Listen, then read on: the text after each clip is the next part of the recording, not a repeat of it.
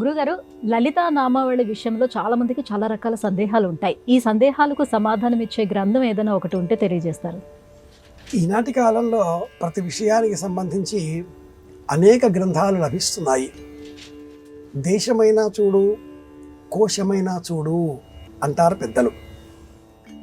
ఈ కోశం అంటే గ్రంథం ఉపలబ్ధి కూడా చాలా సులభమైపోయింది. ప్రతి పదానికి వ్యాఖ్యానం, తాత్పర్యం కూడా సెకన్లో అందుతుంది. చాట్ జీపీటీ అని కానీ, ఆర్టిఫిషియల్ ఇంటెలిజెన్స్లో ఏఐలో కానీ, లేదా జెమిని అనే ఇంకొక విధానంలో కానీ మనం ప్రయత్నం చేసినట్లయితే సమస్తము మనకు మన చరవాణి చూపిస్తుంది. ఎవరిని ఏది ఆశించి అడిగి తెలుసుకునే అవసరం లేదు. ఈనాటి కాలంలో అంతా అది నేర్పించేస్తుంది. అయితే ప్రామాణికంగా ఉన్న ప్రాచీన గ్రంథాలలో అద్భుతమైన గ్రంథం భాస్కరరాయ భాష్యం. అత్యంత ప్రామాణికమైన గ్రంథం. లలిత సహస్రనామావళికి సంబంధించి సరిగ్గా 1000 నామాలే ఉన్నటువంటి ఏకైక సహస్రనామావళి లలిత సహస్రనామావళి. ఒక్కొక్క పదానికి ఉన్నటువంటి వ్యుత్పత్తి అర్థం, ఆ పదం వెనకాల ఉన్నటువంటి అంతరార్థం, ఆ పదం వెనకాల ఉన్నటువంటి కథ, పదార్థం, సంప్రదాయార్థం, ప్రత్యేకార్థం, శాస్త్ర తత్వజ్ఞార్థం, అలాగే సర్వధర్మార్థం 6 విధాలుగా ఉండే మంత్రశాస్త్ర అర్థాలను సవివరణాత్మకంగా వివరించేటటువంటి ఏకైక గ్రంథం భాస్కరరాయ భాష్యం. ఉజ్జాయింపుగా ఒక 250 సంవత్సరాలకు పూర్వం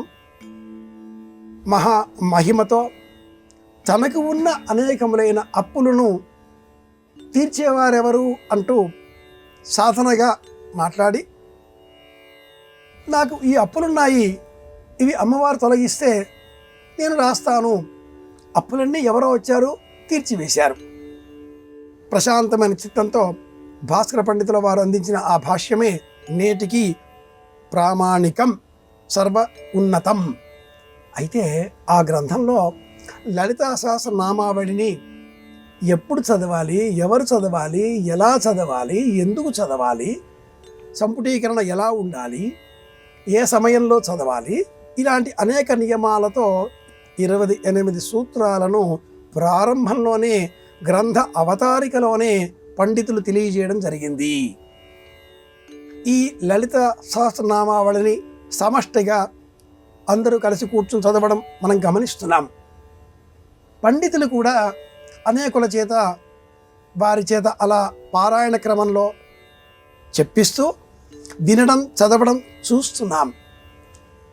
సమష్టిగా అలా ముక్త కంఠంతో కాకుండా ఒకరు అంటే మిగతా వారంతా విని అనంతరం మళ్ళీ వాటిని ఉచ్చరించాలి. ఇది ఉన్నతమైన ప్రమాణాలతో కూడుకున్న పారాయణ క్రమం. ఒకరు అంటే వినడంలో కొంత విరామం, ఆ పదావళిలో ఏ దోషం లేకుండా వినగలుగుతాం. అనంతరం ఏ దోషం లేకుండా పునః విన్న కారణం చేత ఉచ్చరించగలుగుతాం. అలా కాకుండా సమష్టిగా ఒక్కసారిగా చెప్పడం మొదలెడితే గోలగోలగా మారుతుంది, దృశ్యం చెదరిపోతుంది. ప్రశాంతంగా స్థిరమైన చిత్తంతో ఏకాగ్రతతో లక్ష్య లక్షణ సమన్వితంగా దోషం లేకుండా చెప్పాలి అంటే ఆ గ్రంథం భాస్కరరాయ భాష్యం. ఇది ఒక్కటే ప్రామాణికం.